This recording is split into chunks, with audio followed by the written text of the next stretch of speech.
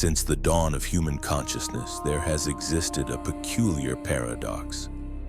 We are the only species capable of asking the question, "Who am I?" Yet we are also the only species capable of forgetting the answer. The great philosophers of antiquity warned us. Socrates declared that the unexamined life is not worth living.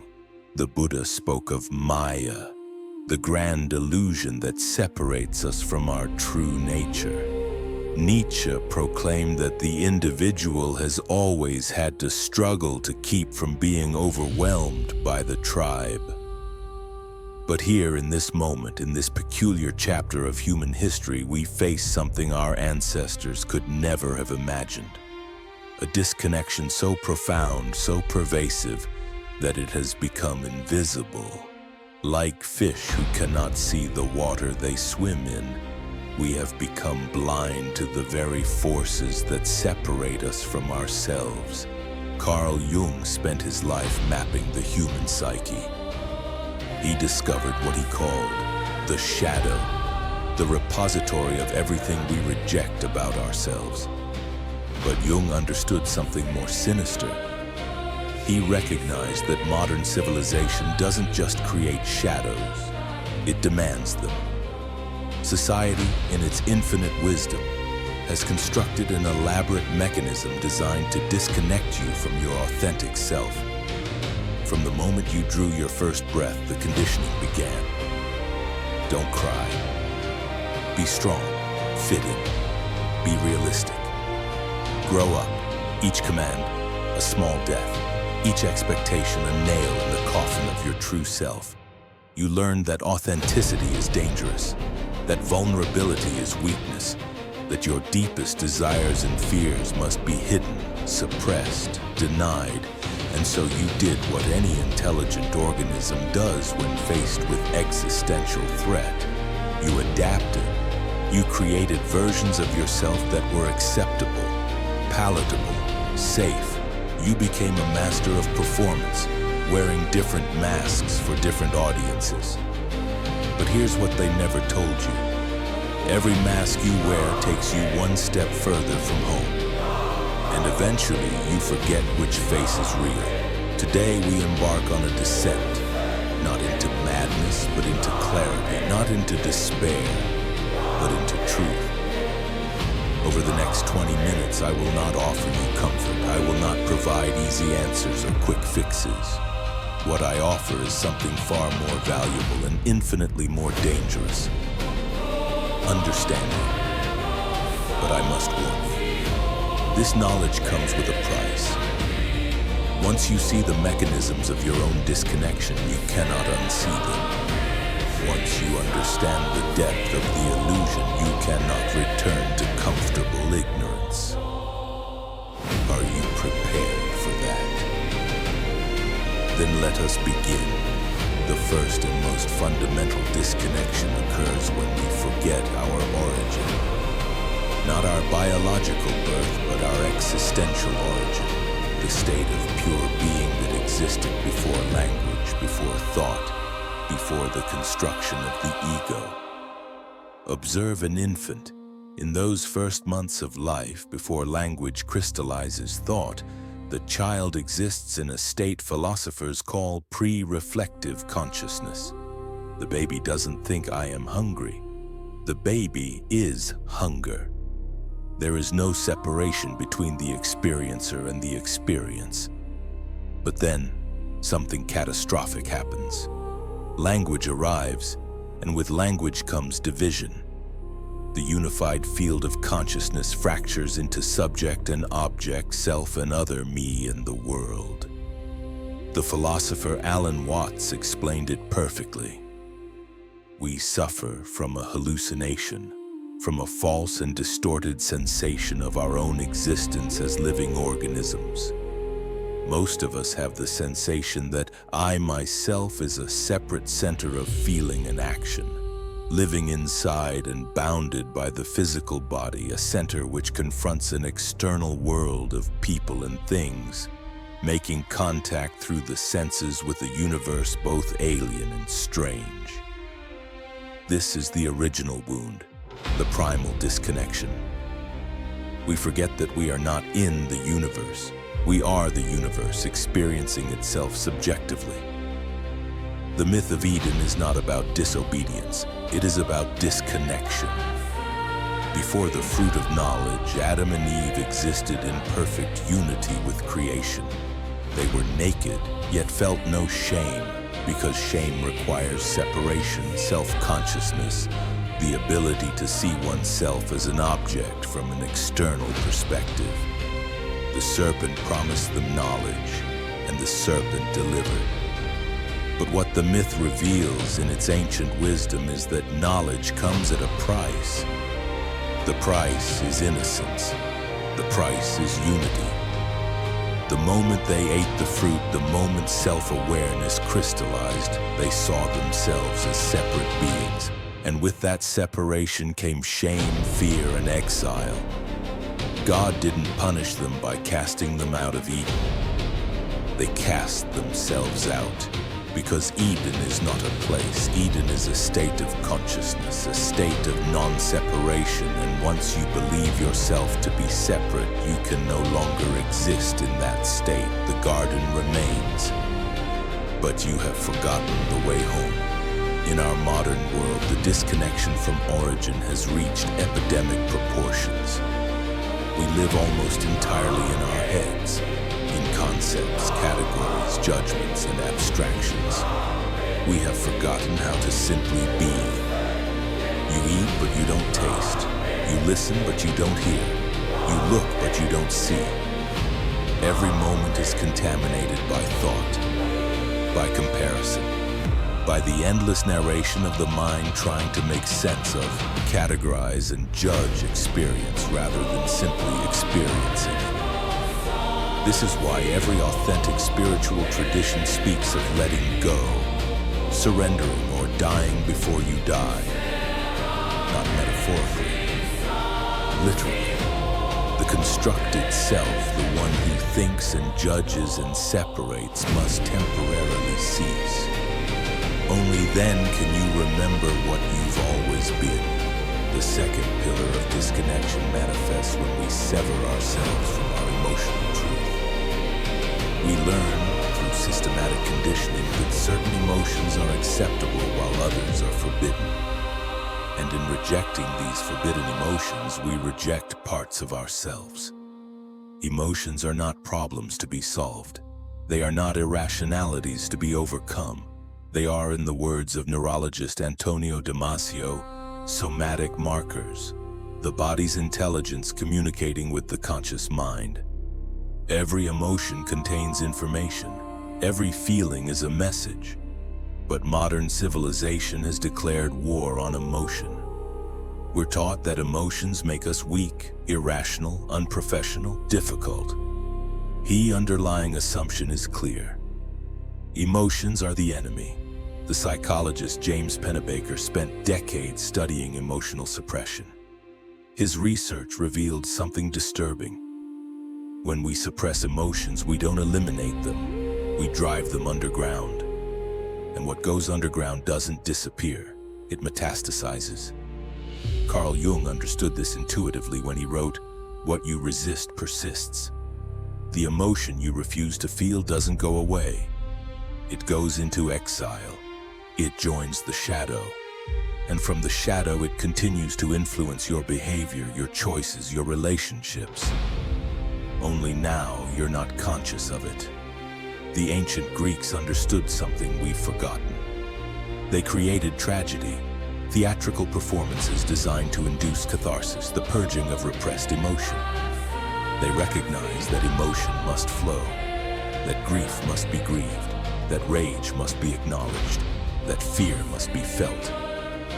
But then came the Stoics, Marcus Aurelius, Seneca, Epictetus, great philosophers who taught emotional control. You have power over your mind, not outside events.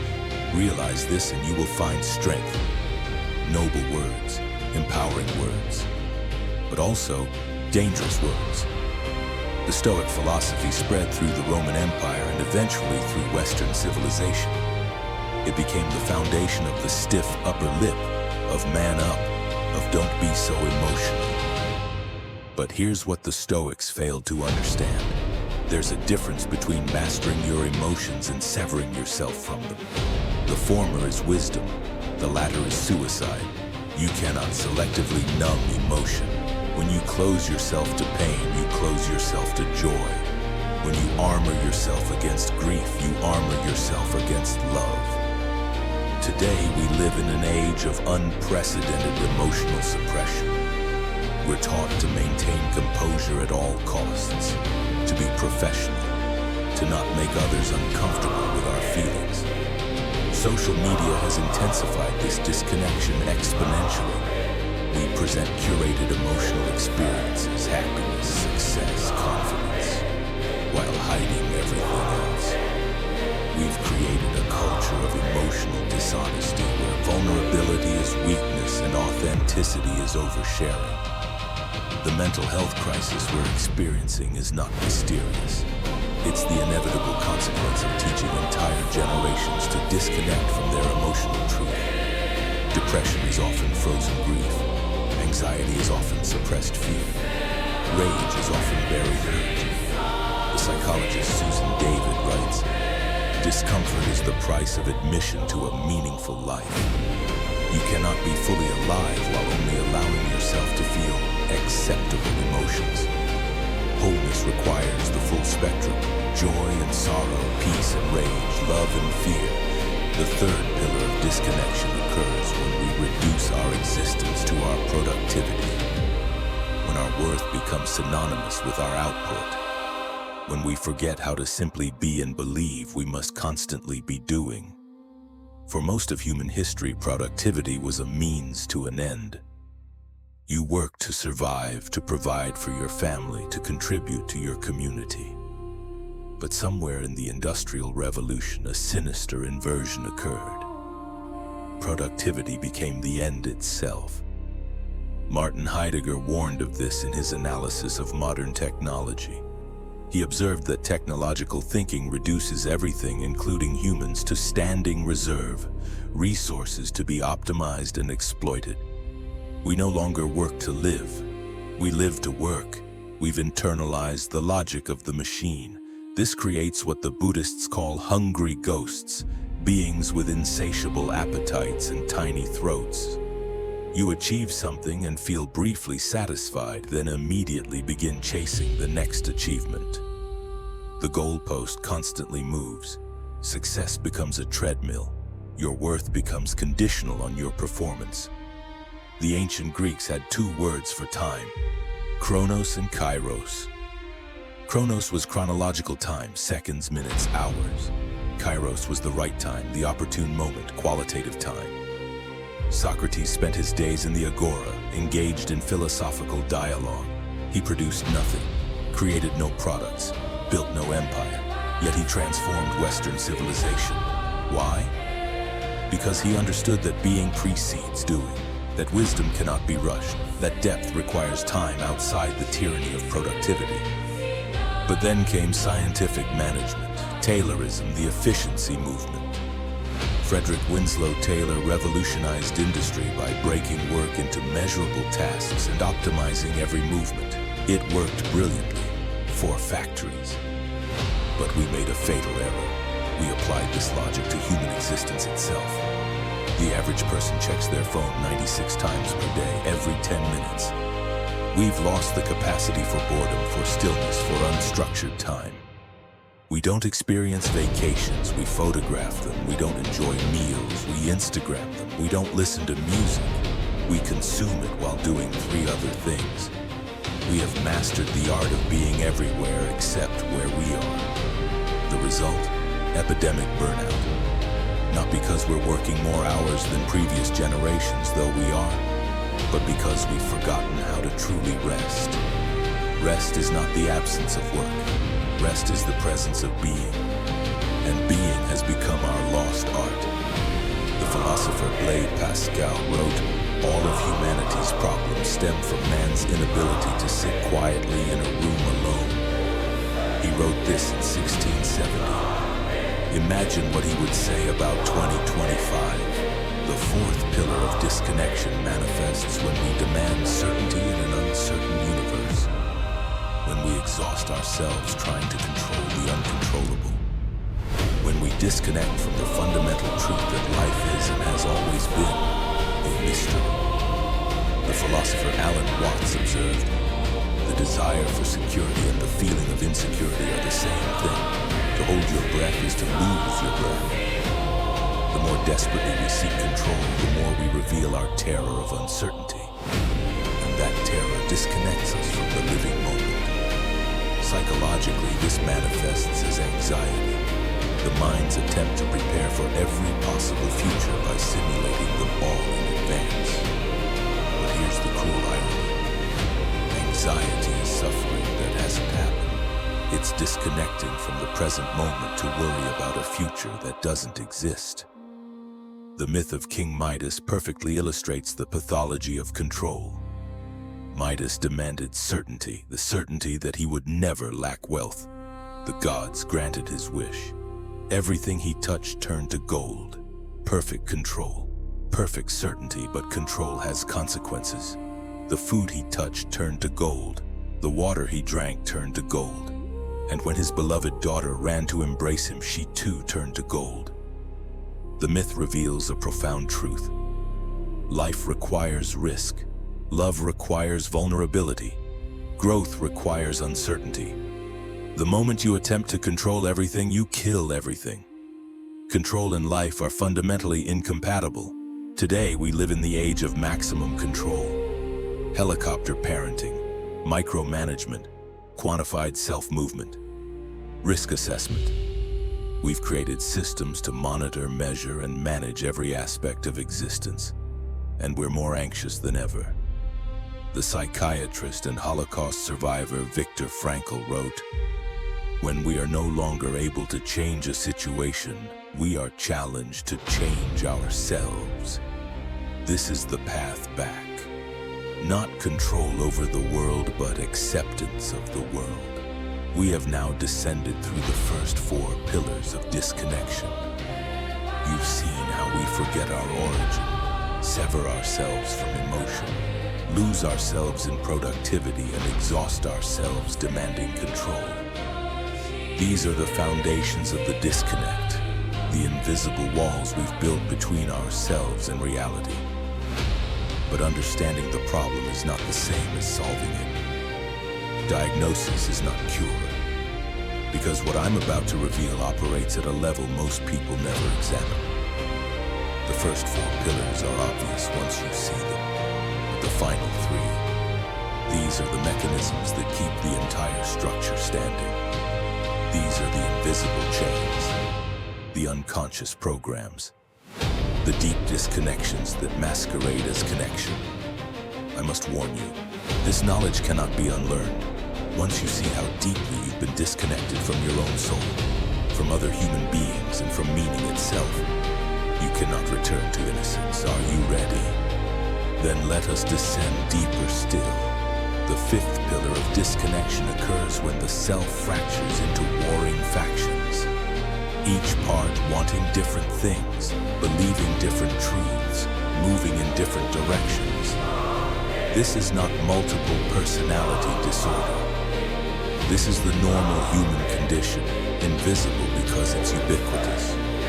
The neuroscientist Michael Gazzaniga studied split-brain patients, people whose corpus callosum connecting the brain's hemispheres had been severed. What he discovered was disturbing. Each hemisphere appears to have its own consciousness, its own desires, its own beliefs. The right hand literally doesn't know what the left hand is doing. But here's the revelation. Your brain isn't divided just surgically. It's naturally composed of multiple systems, evolutionary layers stacked atop each other. The reptilian brainstem wants survival. The limbic system wants comfort and belonging. The neocortex wants understanding and meaning. These systems often want contradictory things. Every wisdom tradition recognizes the same truth. You are not oneself. You are a multitude. Robert Louis Stevenson's Strange Case of Dr. Jekyll and Mr. Hyde is not fantasy. It's documentary. Dr. Jekyll, the respectable physician, creates a potion that allows his repressed desires to manifest as Mr. Hyde. Initially, he controls the transformation, but progressively Hyde emerges unbidden. Eventually, Jekyll can no longer suppress him. Stevenson understood something revolutionary. The problem wasn't Hyde. The problem was the split itself. A person who integrates their darkness doesn't become evil. They become whole. But a person who violently represses their darkness creates a monster in the basement, growing stronger in the shadows. Today we live with unprecedented internal fragmentation. We have a work self, a family self, a social media self, a private self. Each plays a role, each follows different rules, and none of them are fully authentic. The sixth pillar of disconnection occurs when we lose the capacity for genuine human connection. Not because we lack people in our lives, but because we've forgotten how to truly meet another human being. We've replaced intimacy with interaction, depth with breadth, presence with performance. The philosopher Martin Buber distinguished between two types of relationships: I-it and I-thou. In I-it relationships, you relate to the other person as an object, a function, a role, a means to an end. In I-thou relationships, you meet the other person as a full subject, another consciousness, equally real, equally worthy, equally mysterious. Modern society has almost entirely collapsed into I-it relating. Today, we have more friends than ever and feel lonelier than ever. The average person has 338 Facebook friends, but cannot name 3 people they could call in crisis. The surgeon Vivek Murthy declared loneliness a public health epidemic. It increases mortality risk by 26%, equivalent to smoking 15 cigarettes per day. Loneliness isn't just painful, it's deadly. We've optimized for efficiency in relationships. We text instead of call. We message instead of meet. We scroll instead of sit. Every interaction is mediated by screens, edited, curated, performed. The messy, awkward, genuine humanness gets filtered out. What remains is connection theater, the appearance without the substance. The seventh and final pillar of disconnection occurs when life loses its significance. Not because nothing matters, but because we've severed ourselves from the sources of meaning, from transcendence, from service, from something larger than the self. We've become trapped in a prison of subjectivity where everything is permitted and nothing is significant. Viktor Frankl, psychiatrist and Holocaust survivor, identified what he called the existential vacuum. The feeling that life is meaningless, purposeless, empty. He observed that even in the concentration camps, those who had meaning survived longer than those who didn't. He who has a why to live, Frankl wrote, quoting Nietzsche, can bear almost any how. But modernity has systematically dismantled the traditional sources of meaning. Religion for many has collapsed into superstition or irrelevance. Community has fragmented into isolated individuals. Tradition has been dismissed as oppressive. We've deconstructed everything and built nothing in its place. The philosopher Charles Taylor calls this the malaise of modernity, a spiritual sickness born from excessive individualism and instrumental reason. We've gained freedom and lost significance. We can do anything, so nothing feels important. Every choice is arbitrary. Every value is subjective. Every meaning is self-created and therefore ultimately meaningless. The myth of Sisyphus perfectly captures the modern condition. Sisyphus was condemned by the gods to roll a boulder up a mountain, only to watch it roll back down, then repeat this task for eternity. It is the ultimate image of meaningless labor, of effort without purpose, of existence without significance. Albert Camus, the existentialist philosopher, used Sisyphus to explore the absurdity of human existence. We are born, we struggle, we die. We create meaning that the universe immediately erases. We build civilizations that time destroys. We love people who disappear. Everything we do is ultimately futile. But here's where Camus makes his revolutionary move. He writes, "The struggle itself toward the heights is enough to fill a man's heart. One must imagine Sisyphus happy. Meaning isn't found in outcomes or cosmic significance. Meaning is created in the act of choosing, of committing, of saying yes to life despite its absurdity."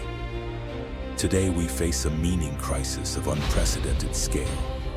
Suicide rates are climbing, depression is epidemic, nihilism is the default philosophical position of entire generations. We try to fill the void with consumption, achievement, experiences, identities. We pursue career success, convinced that the next promotion will provide significance.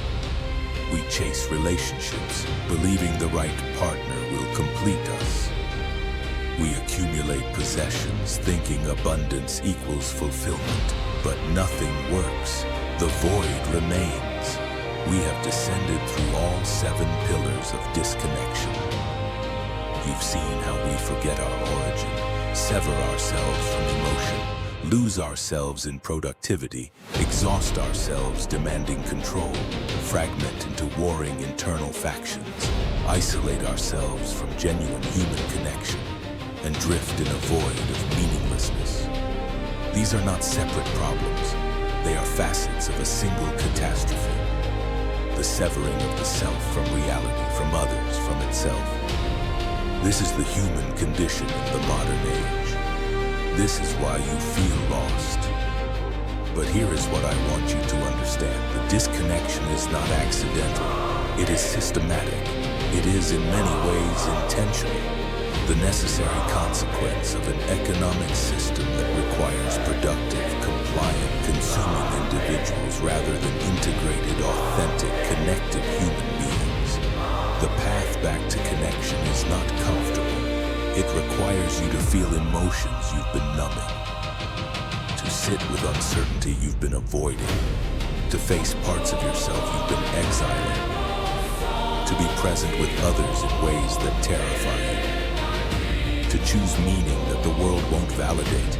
It requires you to move against the current, to say no when everyone says yes, to slow down when everything demands speed, to go deep when culture rewards surface, to be real when everyone else is performing. The Jungian analyst James Hollis writes, "The question is not what do I want from life, but what does life want from me?" This inversion is everything. You've been asking the wrong question. You've been trying to extract meaning, connection, satisfaction from the world. But the world is asking something of you. The 7 pillars of disconnection have their corresponding pillars of integration. You reconnect with your origin through presence, by returning again and again to the direct experience of this moment, before thought, before judgment, before separation. You reconnect with emotion through feeling, by allowing the full spectrum of human experience to move through you without suppression or indulgence, simply witnessing and honoring what arises. You reconnect with being through rest, by reclaiming your right to exist without justification, to be without purpose, to simply inhabit your life rather than constantly optimizing it. You reconnect with uncertainty through surrender, by releasing the exhausting demand for control and trusting the intelligence that beats your heart without your permission. You reconnect with yourself through integration, by welcoming home the exiled parts, by allowing all voices at the table, by becoming whole rather than good. You reconnect with others through vulnerability, by meeting people beneath the masks, by offering authenticity rather than performance, by choosing depth over breadth. And you reconnect with meaning through transcendence, by serving something larger than yourself, by participating in stories that existed before you and will continue after you, by choosing significance even when the universe offers none. But I must be honest with you about what this path requires. The process of reconnection is also a process of grief. You will grieve the time you lost, the relationships you maintained through performance, the versions of yourself you thought you had to be, the certainty you thought you needed, the control you thought you possessed. You will grieve because reconnection means admitting the depth of your disconnection, and that admission is painful. Most people, when they glimpse this pain, turn back. They return to comfortable numbness. They choose familiar suffering over unknown transformation. The mystics called this the dark night of the soul. Not one night, but a process. The dismantling of everything false so that something true can emerge. And it is dark. It is difficult. It is the hardest thing you will ever do. But here is what waits on the other side. Freedom. Not freedom to do whatever you want. That's just another form of slavery. But freedom to be who you are. To feel what you feel. To connect authentically. To live with purpose. To exist in reality rather than in the prison of your conditioned mind. You came here today feeling lost. And I've shown you why. Not to make you more lost, but to give you a map. Not to increase your suffering, but to make your suffering conscious. Because unconscious suffering just repeats. Conscious suffering transforms. The feeling of being lost isn't your enemy, it's your compass. It's your soul's GPS recalibrating, refusing to follow paths that lead nowhere, rejecting destinations that aren't yours. The discomfort you feel is not a sign that something's wrong with you. It's a sign that something's right, that some part of you still remembers what authenticity feels like and refuses to settle for less. So stop running from the feeling. Stop medicating it, suppressing it, denying it. Turn toward it, listen to it, ask it, what are you trying to tell me? What am I disconnected from? What am I being called back to? The answers won't come from out there. From another video, another book, another teacher, another technique. The answers are already inside you, beneath the noise, beneath the conditioning, beneath the fear. You've always known, you just forgot. Or perhaps more accurately, you were taught to forget. The ancient Greeks had a word, nostos. It means the journey home, not to a place, but to yourself. This is the hero's journey that Joseph Campbell identified in every mythology. The descent into darkness, the confrontation with the shadow, the return with wisdom. You are on that journey now, whether you chose it or not. The disconnection you feel is the call to adventure. The suffering you experience is the threshold guardian. The integration you're avoiding is the treasure you came for. And here's what the myths understand that modern culture doesn't. The hero doesn't return the same. Odysseus, after his Odyssey, can never again be the man who left Troy. He's seen too much, he's become too much. The journey changes you irreversibly. This is what I offer you tonight. Not comfort, but transformation. Not answers, but questions. Not certainty, but truth. And the truth is this. You were never lost. You were always exactly where you needed to be, learning what you needed to learn, becoming who you needed to become. The disconnection you feel isn't the end of your story, it's the beginning, the invitation, the call to come home to yourself. And you don't need permission, you don't need preparation, you don't need to be ready, you just need to stop running, to turn around, to take one step toward the self you abandoned so long ago. That self is still here, beneath the masks, beneath the performance, beneath the conditioning, patient, waiting, eternal, calling you back with every moment of discomfort, every feeling of emptiness, every sense that something essential is missing. Because something is missing. You, the real you, the one you were before the world taught you to be someone else. And the path back to that self is through everything you've been avoiding, through the feeling, through the uncertainty, through the vulnerability, through the meaninglessness into meaning. This is the work. Not easy work, not comfortable work, but necessary work, sacred work. The work of becoming human in a world that wants you to be a machine. The work of becoming whole in a culture that profits from your fragmentation. The work of becoming real in a society built on performance, and it starts now. Not tomorrow, not when you're ready. Now, in this moment, with the simple recognition, I am disconnected.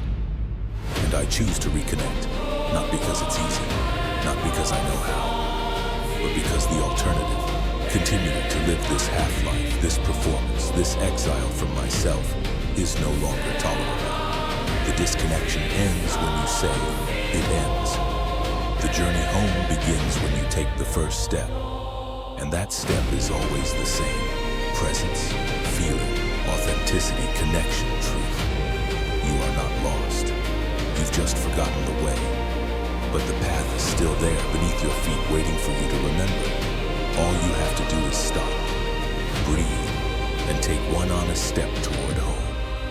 The inner voice has spoken. Now it's time to listen to yours.